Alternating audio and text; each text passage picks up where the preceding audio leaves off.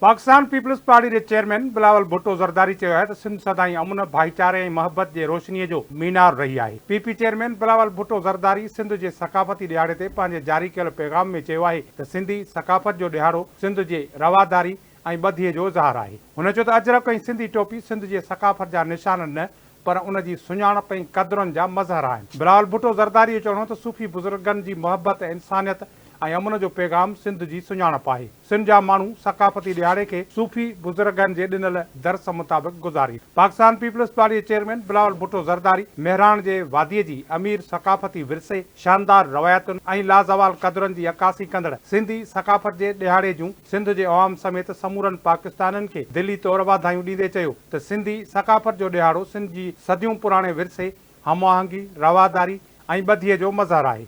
Chairman Bilawal Bhutto Zardari अजरक ऐं सिंधी टोपीअ जी सकाफ़ती अहमियत खे उजागर कंदे सिंध जे सकाफ़त खे महफ़ूज़ रखण ऐं उन खे हथी वठण ते ज़ोर ॾिनो। बिलावल भुट्टो ज़रदारी सिंध जे माण्हुनि ते ज़ोर भरियो त हिन ॾियारे खे शाह अब्दुल लतीफ़ भिटाई, सचल सरमस्त ऐं लाल शहबाज़ कलंदर जहिड़नि अज़ीम सूफ़ी बुज़ुर्गनि जी तालीम जी पोइवारी करण जे अज़म सां मल्हाई, जिन जो मोहब्बत, इंसानियत ऐं अमन जो पैगाम सिंध जी सुञाणप जो रूह आहे। चेयरमैन बिलावल भुट्टो ज़रदारी पाकिस्तान पीपल्स पार्टी तरफ़ां सिंध जे सकाफ़ती विरसे जे तहफ़ुज़ ऐं उन खे जदीद दौर जे चैलेंजुनि सां गॾु हम आहंग करण जे अज़म जो इज़हार कयो।